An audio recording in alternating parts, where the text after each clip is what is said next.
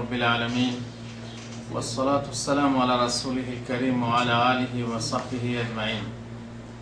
আজকে আকীদার দর্শে আমরা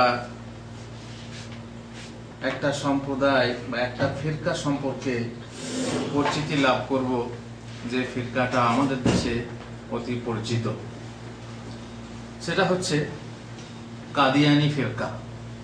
কাদিয়ানি ফিরকা, আপনারা নাম শুনেছেন কাদিয়ানি, এবং বহু মানুষ অর্থের লোভে, পয়সার লোভে কাদিয়ানি হচ্ছে, এ কথাও আপনারা শুনেছেন এবং চোখে দেখেছেন।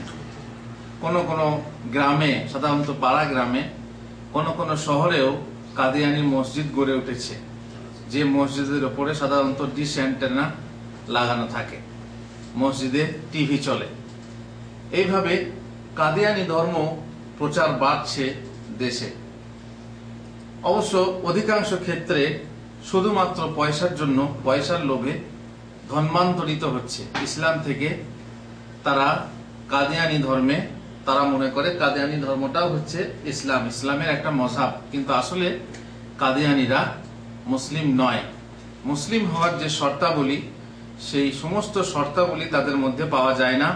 যদিও তারা আল্লাহকে মানে বা চিনে বা বলে যে আল্লাহ আছেন, কিংবা আল্লাহর নবী মুহাম্মদ রাসূলুল্লাহ সাল্লাল্লাহু আলাইহি ওয়াসাল্লামকেও মানে, বলে যে হ্যাঁ তিনি আল্লাহর নবী বা আল্লাহর রাসূল, কিন্তু কি মানে না ওরা?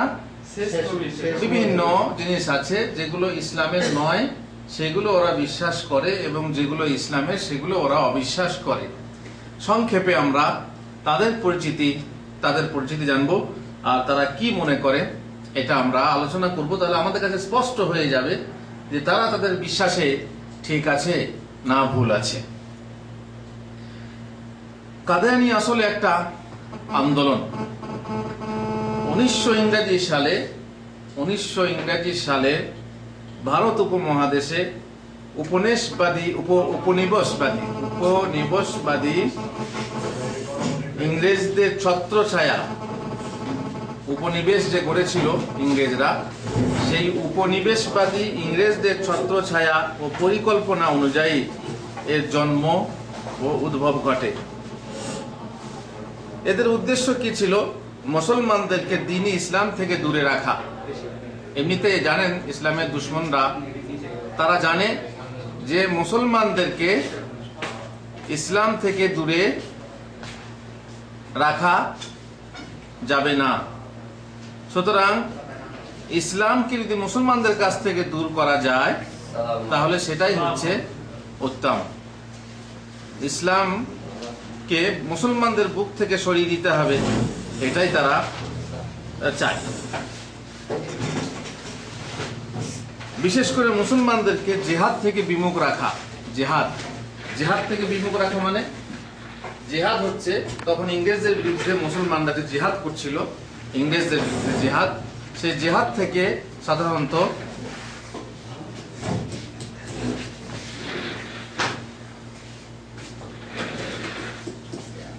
জিহাদ থেকে দূরে রাখার জন্য এরা খুবই তৎপর। আর তার মানে বোঝা গেল যে এরা হচ্ছে ইংরেজদের দালাল, ইংরেজদের গোলাম। এই জিহাদ থেকে দূরে রাখার জন্য এই দল প্রতিষ্ঠা লাভ করে। আর এই দলের যে প্রতিষ্ঠাতা, সে হলো কে? মির্জা গোলাম আহমদ কাদিয়ানি। মির্জা গোলাম আহমদ, তার নাম হচ্ছে মির্জা গোলাম আহমদ। তার জন্ম এমন এক পরিবারে, যে পরিবারটি দেশ ও ইসলামের বিশ্বাসঘাতকতায় প্রসিদ্ধ ছিল, দেশদ্রোহী ছিল। কেননা দেশের লোক চাচ্ছিল যে দেশকে ইংরেজ মুক্ত করব, ইংরেজদের কবল থেকে, ইংরেজদের আগ্রাসন থেকে দেশকে মুক্ত করব। কিন্তু এরা চাচ্ছিল যে ইংরেজরা এই দেশে রাজত্ব করুক। ইংরেজরা হাতে হাত মিলিয়ে তারা মুসলমানদেরকে জিহাদ থেকে ক্ষান্ত করার চেষ্টা করছিল। এই জন্য তারা দেশদ্রোহী। তারা হচ্ছে দেশদ্রোহী, যে তার অনুসারীদের কাছে বিকৃত, রুচি সম্পন্ন, বিভিন্ন রোগ ও মাদকাসক্ত এবং নেশাগ্রস্ত হিসাবে পরিচিত ও খ্যাত ছিল। সে বংশের লোকরাও সেরকম ভালো ছিল না। আর এদের প্রথম খলিফা হলো নুরউদ্দিন, যার মাথায় ইংরেজরা খেলাফতের মুকুট পড়েছিল। কারা কারা পড়েছিল? ইংরেজরা। তাদেরই কাছ থেকে টাকা পয়সা, তাদেরই কাছ থেকে নানা রকম সাহায্য সহযোগিতা নিয়ে তারা নিজেদের ধর্ম প্রচার করে যাচ্ছিল। এবার শুনুন তাদের ধর্মটা কি, তাদের আকীদা বিশ্বাসটা কি, মোটামুটি সংক্ষেপে এইরকম। নম্বর 1, তারা বিশ্বাস করে যে গোলাম আহমদ এ হচ্ছে প্রতিশ্রুত মাসিহ। প্রতিশ্রুত মাসিহ মানে আল্লাহ নবী সাল্লাল্লাহু আলাইহি ওয়াসাল্লাম ভবিষ্যৎবাণী করে গেছেন যে ঈসা আলাইহিস সালাম অবতীর্ণ করবেন, তাই না? ঈসা আলাইহিস সালাম আসবেন, তিনি নবী হয়ে আসবেন। তাহলে যদি আসেন তাহলে এই গোলাম আহমদ হলো সেই প্রতিশ্রুত মাসিহ। অতএব তিনি এসে গেছেন। এসেছেন কোথায়? ভারতবর্ষে। এই হলো তাদের বিশ্বাস। নম্বর 2, তারা বিশ্বাস করে যে আল্লাহ রোজা রাখেন, নামাজ পড়েন, ঘুমান ও জাগ্রত হন, লিখেন ও সাক্ষ্য দান করেন, ভুল করেন এবং সহবাস করেন। নাউযুবিল্লাহি মিন যালিক। এরকম আবুল তাবুল বিভিন্ন আকীদা তাদের মধ্যে আছে। নম্বর 3, কাদিয়ানীদের বিশ্বাস যে গোলামের আল্লাহ ইংরেজিতে কথা বলে। গোলামের আল্লাহ ইংরেজিতে কথা বলে। এমনিতে আমরা জানি যে আল্লাহ তাআলা ইংরেজি জানেন, তাই না? পৃথিবীর সমস্ত ভাষা সৃষ্টিকর্তা, তিনি সবই জানেন।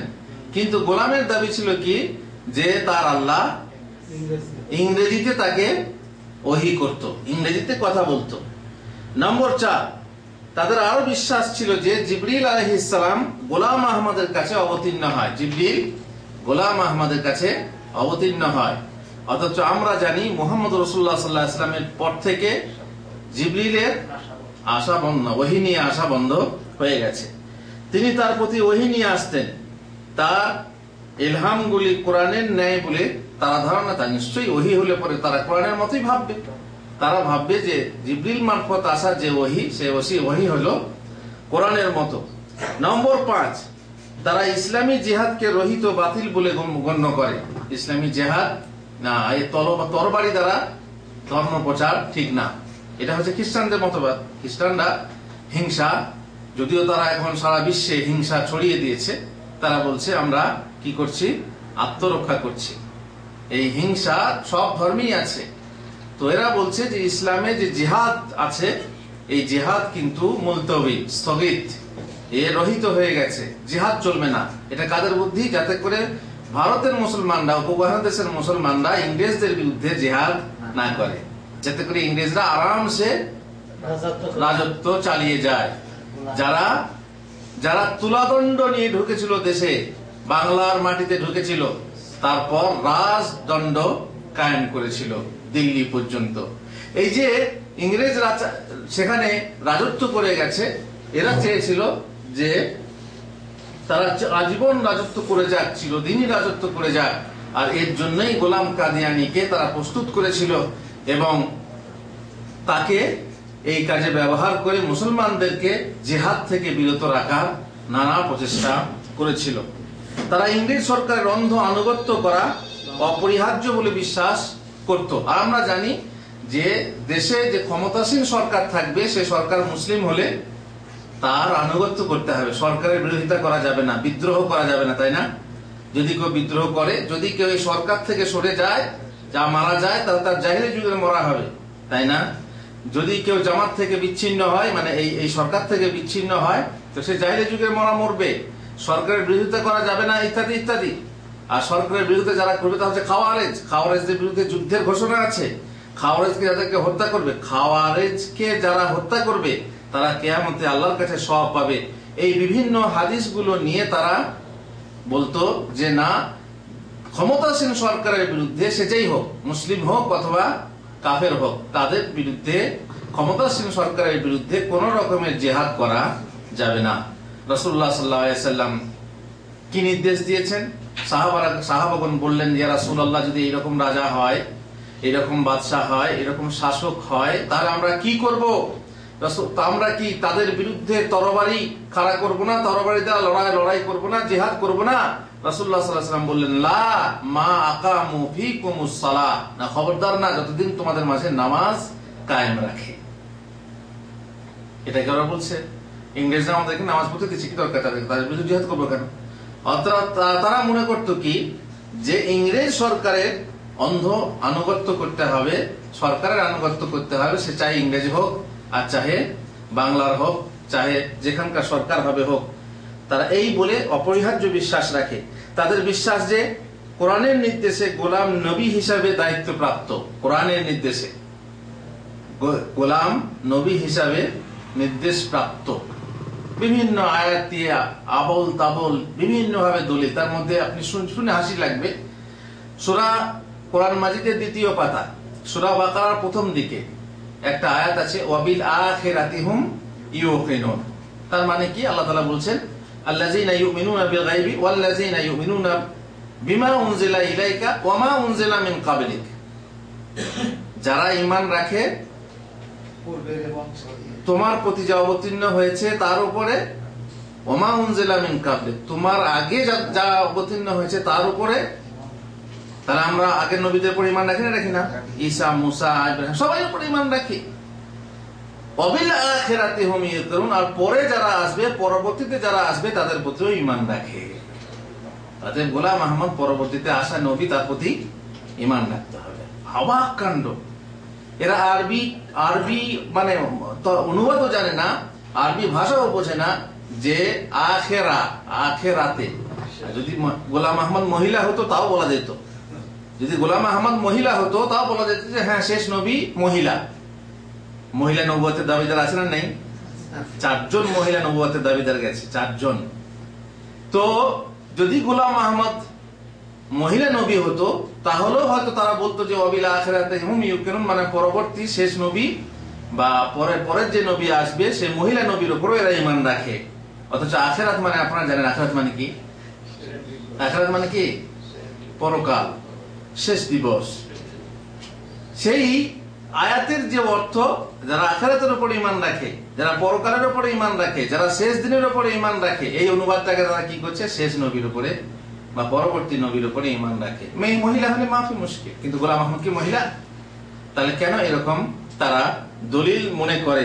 মোট কথা তারা ভাবে যে কোরআনের নির্দেশে, এবং সাধারণত জাহেলরা এগুলি বিশ্বাস করে, তাদেরকে এইভাবে ভুজুম ভাজান দিয়ে বোঝানো হয়, কিছু টাকা পয়সা দিয়ে তাদেরকে তাদের দলে ভেড়ানো হয়। আসলে তারা হচ্ছে ভ্রষ্ট। নম্বর 6, তাদের মতে প্রতিটি মুসলমান হচ্ছে কাফের যতক্ষণ না তারা গোলামকে নবী বলে মেনে নিয়েছে। গোলামকে নবী বলে মেনে নিলে সবাই মুসলমান, ঠিক আছে, নচেত তারা মুসলমান থাকবে না। যে ব্যক্তি কাদিয়ানীদের ছাড়া বিবাহ শাদী করবে ও করাবে, তাদের দৃষ্টিতে তারাও কাফের হয়ে যাবে। এটা তো সব জাতিরই নিয়ম, সব সম্প্রদায়, সব ফিরকারই নিয়ম, যে তুমি যে ধর্মের আছো, তুমি যে মযহাবের আছো, সেই মযহাবের বাইরে যদি তুমি বিবাহ শাদী করো তাহলে কি হয়ে যাবে? কাফের হয়ে যাবে। এই জন্য মাজারিরা বলে ওয়াহাবিদের সঙ্গে মেয়ের বিয়ে দিও না, কারণ কি হবে? ওয়াহাবিদের সঙ্গে মেয়ের বিয়ে দিলে ওয়াহাবিরা কাফের, হ্যাঁ তুমিও কাফের হয়ে যাবে। তারপরে আরো অন্যান্য যারা মনে করুন মযহাবী, তারাও বলে যে গায়ের মুকাল্লিদের সঙ্গে সম্পর্ক কায়েম করা যাবে না, তাদের সঙ্গে ওঠা বসা, বিবাহ শাদী সব কিছু চলবে না, কারণ গায়ের মুকাল্লিদ কাফের। যারা কাফের বলবে তারা কাফের, মানে অন্য সম্প্রদায়ের সঙ্গে নিশ্চয়ই বিবাহ শাদী ওঠা বসা করবে না, এটাই হচ্ছে নিয়ম। কিন্তু দুঃখের বিষয় যে যারা নিজেরা কাফের তারা অপরকে কাফের বলে দাবি করে। মুহাম্মদ রাসূলুল্লাহ সাল্লাল্লাহু আলাইহি ওয়াসাল্লাম বলেছেন, যে ব্যক্তি তার মুসলমান ভাইকে কাফের বলে অথচ সে কাফের নয়, ফাকাত বা বিহি আহাদুহুমা, তাদের দুজনের মধ্যে একজন কাফের। মুসলমানকে যদি কাফের বলো, সে যদি কাফের না হয় তাহলে কাফের কে? বক্তা নিজে কাফের। নম্বর 7, কাদিয়ানীরা মদ, আফিম এবং সর্বপ্রকার মাদক দ্রব্য এবং নেশা জাতীয় বস্তুকে হালাল ও বৈধ মনে করে। তবেই তো এই সঙ্গে যদি ব্যভিচারকে হালাল করে দেওয়া হয়, মহিলা নিয়ে ধর্ম প্রচার ভালো হয়, তাই না? যেমন মহিলা নিয়ে অনেক মানুষ আছে, 2 নিয়ে মদ আর মহিলা নিয়ে এরা ধর্ম প্রচার করে। খুব সহজ, মহিলার মাধ্যমে ধর্ম প্রচার করা খুব সহজ। এই জন্য ওরা ভাবে যে মুসলমানদেরকে ধ্বংস করতে হলে এই 3টে জিনিস ঢুকিয়ে দাও। কি 3টেই কি কি? মদ, মহিলা আর মাল, মদ, মহিলা আর মাল। টাকা দাও, ধর্ম চেঞ্জ করো। মহিলা দাও, তাকে ভালোবাসার ফাঁদে ফেলে তাকে নিজেদের ধর্মে আকর্ষণ করো। আর মদ খাওয়াও, মদ খাইয়ে খাইয়ে তাকে ইসলাম থেকে দূরে সরাও। এইভাবে তিনটে জিনিস ব্যবহার করে মুসলমানদেরকে ধর্ম থেকে সরিয়ে দেওয়া হচ্ছে। কিন্তু মুসলমানরা কোনো চেতনা আনছে না, তারা বুঝতে পারছে না যে তাদের পেছনে বড় চক্রান্ত কাজ করছে। ক্লাবের নামে, বড় বড় রাজনীতির ফাংশনের নামে বহু রকম ভাবে মুসলমানরা আজ চক্রান্তগ্রস্ত। তাদেরকে ধর্ম থেকে সরাবার জন্য বিজাতিরা যে বিভিন্ন ফান্ড করে রেখেছে, বিভিন্ন ফাংশন করে রেখেছে, বিভিন্ন আপনার প্রতিষ্ঠান করে রেখেছে, গড়ে রেখেছে, মুসলমানরা কিন্তু সেখানে গিয়ে ফেঁসে যাচ্ছে, অথচ মুসলমানরা জানে না। নম্বর 8, কাদিয়ানীদের বিশ্বাস যে মুহাম্মদ সাল্লাল্লাহু আলাইহি ওয়াসাল্লামের মাধ্যমে নবুয়তের পরিসমাপ্তি ঘটেনি। আল্লাহর নবী সাল্লাল্লাহু আলাইহি ওয়াসাল্লাম, মুহাম্মদ রাসূলুল্লাহ সাল্লাল্লাহু আলাইহি ওয়াসাল্লাম শেষ নবী নন, বরং তারপরেও ধারাবাহিকতা কিয়ামত পর্যন্ত চলতে থাকবে। একই কথা যে এক যুগের নবী কিয়ামত পর্যন্ত চলবে। দিন যুগ পরিবর্তন হতে আছে, তো পরিবর্তন হিসাবে নতুন নতুন নবী আসবে। কিয়ামত থেকে এ পর্যন্ত মুহাম্মদ পর্যন্ত নবী এলো, তো মুহাম্মদ পর্যন্ত নবী কেন শেষ হয়ে যাবে? নবুয়ত শেষ হবে কেন? নিশ্চয়ই পরবর্তীতে যুগের পরিবর্তন ঘটবে। সেই 1400 বছর আগে যে নবী ছিল সেই কি এখনকার অবস্থা জানে? অতএব এখন নতুন নবী হওয়া অবশ্যই দরকার। এই হচ্ছে তাদের যুক্তি। আমরা বলি যে মুহাম্মদ রাসূলুল্লাহ সাল্লাল্লাহু আলাইহি ওয়াসাল্লাম শেষ নবী। তিনি শেষ নবী কেন? কিয়ামত পর্যন্ত আর নবী নেই কেন? কারণ আল্লাহ তাআলা জানতেন যে এরপরে আর নবীর দরকার নেই। এই জন্য তিনি সারা বিশ্বের জন্য নবী। আগে নবীরা কি হতেন এক এক গোত্রের জন্য প্রেরিত হতেন, কিন্তু মুহাম্মদ রাসূলুল্লাহ সাল্লাল্লাহু আলাইহি ওয়াসাল্লাম সারা বিশ্বের জন্য নবী হয়ে প্রেরিত হলেন। ওয়া মা আরসালনাকা ইল্লা রাহমাতাল লিল আলামিন। কুল ইন্নী রাসূলুল্লাহি ইলাইকুম জামিআ। সবার জন্য রাসূল, প্রত্যেক মানুষের জন্য, এবং কি জিন সম্প্রদায়ের জন্য রাসূল। গোত্রে গোত্রে যেমন নবী প্রেরিত হতো,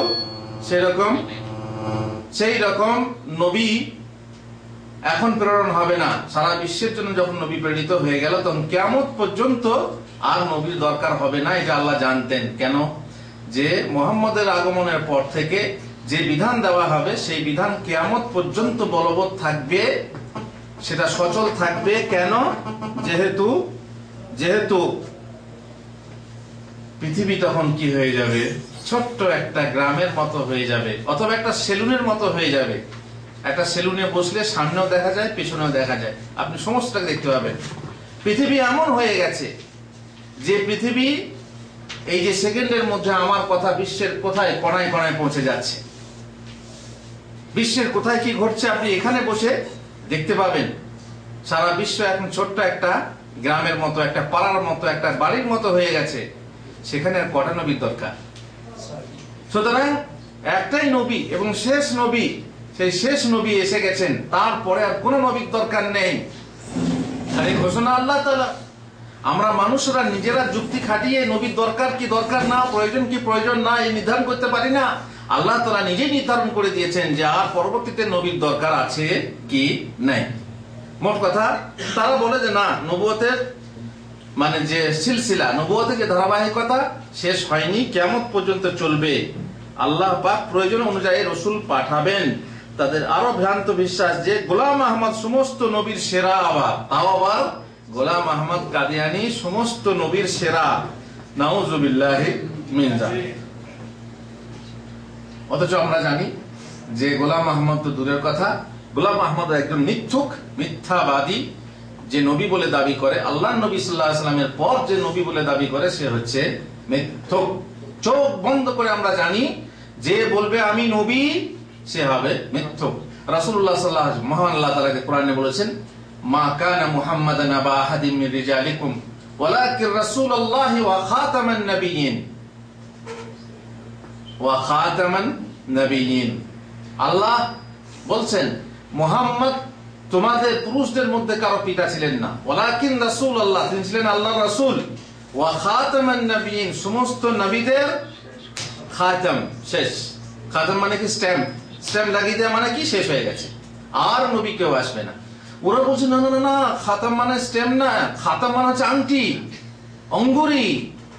খাতামুন নবীন মানে হচ্ছে নবীদের অঙ্গুরি, নবীদের সৌন্দর্য, নবীদের জিনাত।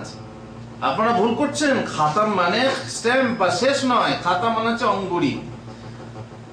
আর নবীদের সৌন্দর্য হচ্ছেন মোহাম্মদ, ঠিক আছে, কিন্তু নবী শেষ নবী নন। কোরআনের এই আয়াতকেও তারা অপব্যাখ্যা করেছে, ঠিক আছে।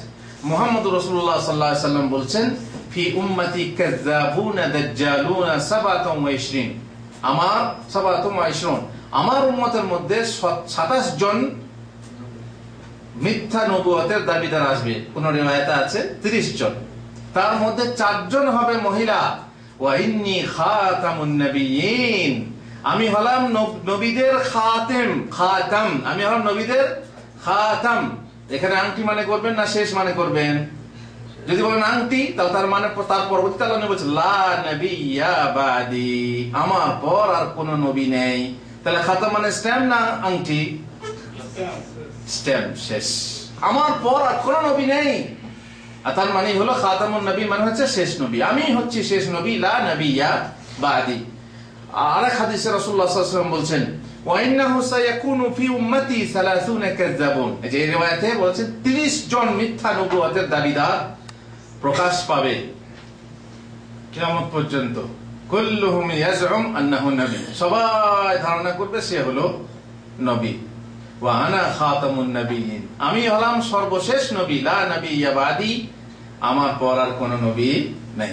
তাবুকের যুদ্ধের সময়ে যখন মুহাম্মদ রাসূলুল্লাহ সাল্লাল্লাহু আলাইহি ওয়াসাল্লাম বেরিয়ে গেলেন, তখন আলী রাদিয়াল্লাহু তাআলা আনহুকে আহলে বাইতের জন্য, মদিনাবাসীদের জন্য খলিফা নির্বাচন করে গেলেন। সবাই চলে গেলে হয় না, আলী তুমি এখানে থাকো।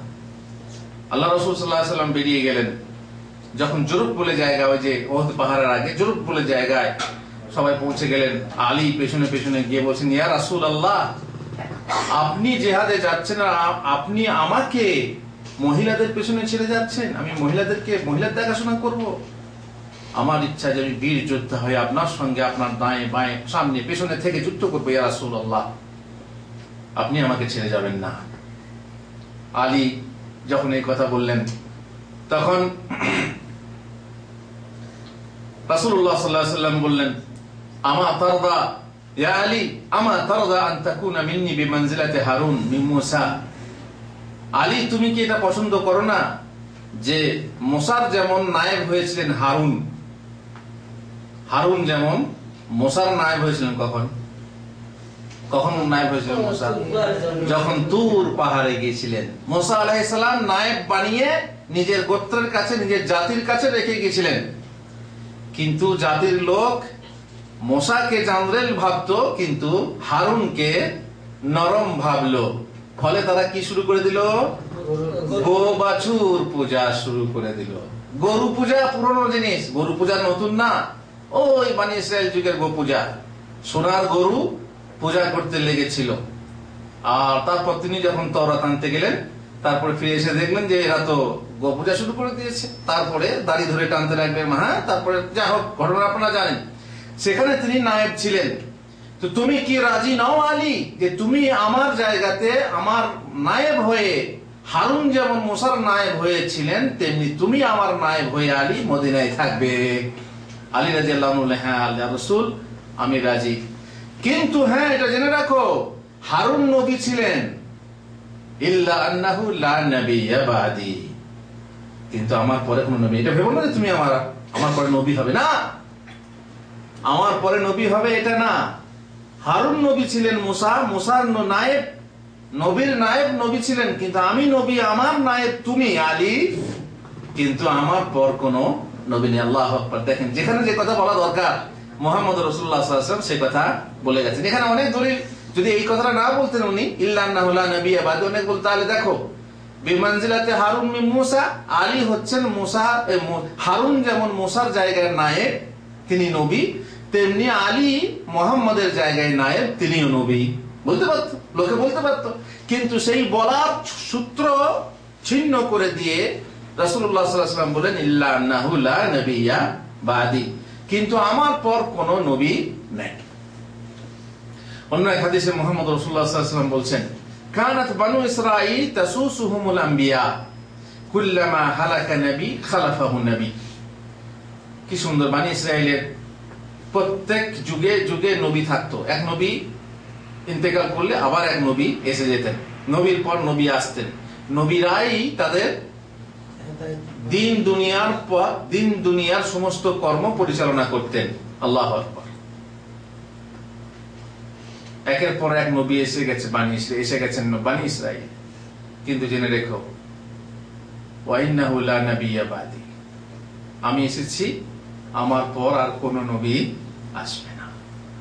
এই কথা বলে মুহাম্মদ রাসূলুল্লাহ সাল্লাল্লাহু আলাইহি ওয়াসাল্লাম শেষ করে দিয়েছেন যে তার পরে আর কোন নবী নেই। এই জন্য আমরা মুসলমানরা চোখ বন্ধ করে বলতে পারি যে পরবর্তীতে এবং আগামীতে যদি কেউ বলে যে আমি নবী, সে হলো মিথ্যুক, মিথ্যাবাদী। হতেই পারে না। যত রকম ভাবে কোরআনের আয়াতকে তোমরা ব্যাখ্যা করো, এই যে ইল্লা আন্নাহু লা নাবিয়্যা বাদি, এটারও ব্যাখ্যা করেছে ওরা।